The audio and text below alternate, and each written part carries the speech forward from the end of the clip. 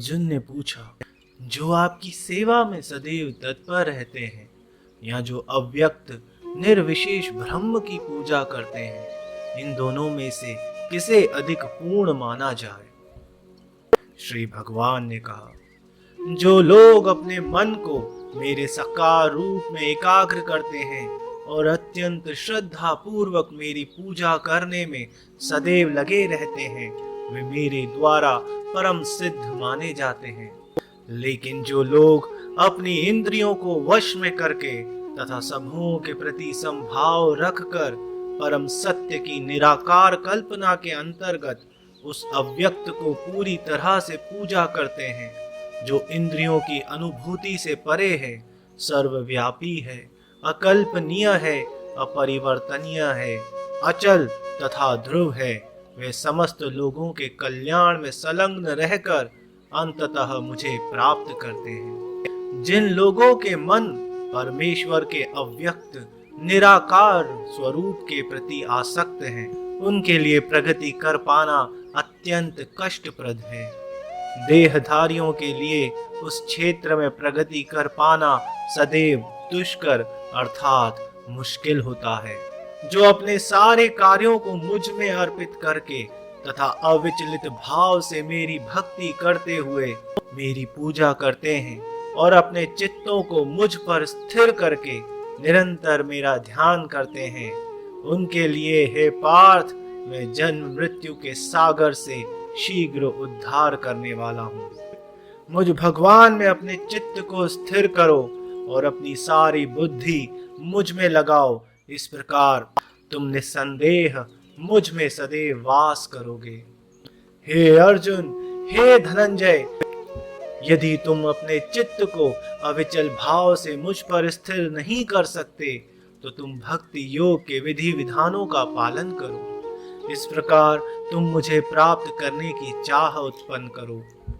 यदि तुम भक्ति योग के विधि विधानों का भी अभ्यास नहीं कर सकते, तो मेरे लिए कर्म करने का प्रयत्न करो, क्योंकि मेरे लिए कर्म करने से तुम पूर्ण अवस्था, पूर्ण सिद्धि को प्राप्त करोगे। किंतु यदि तुम मेरे इस भावनामृत में कर्म करने में असमर्थ हो, तो तुम अपने कर्म के समस्त फलों का त्याग कर कर्म करने का तथा आत्मस्थित होने का प्रयत्न करो। यदि तुम यह अभ्यास भी नहीं कर सकते, तो तुम ज्ञान के अनुशीलन में लग जाओ। लेकिन ज्ञान से श्रेष्ठ ध्यान है और ध्यान से भी श्रेष्ठ है कर्म फलों का परित्याग, क्योंकि ऐसे त्याग से मनुष्य को मन की शांति प्राप्त हो सकती है।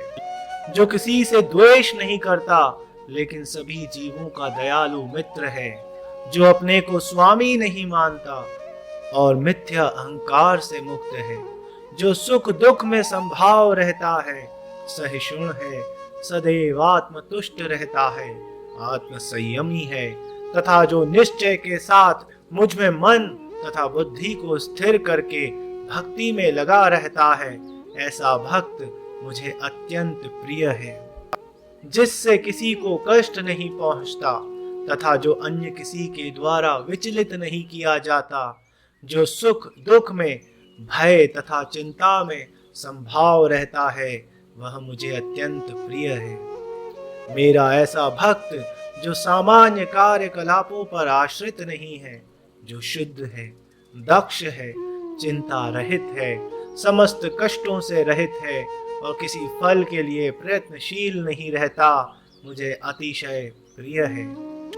जो न कभी हर्षित होता है, न शोक करता है, जो न पछताता है, न इच्छा करता है, तथा जो शुभ तथा अशुभ दोनों प्रकार की वस्तुओं का परित्याग कर देता है, ऐसा भक्त मुझे अत्यंत प्रिय है।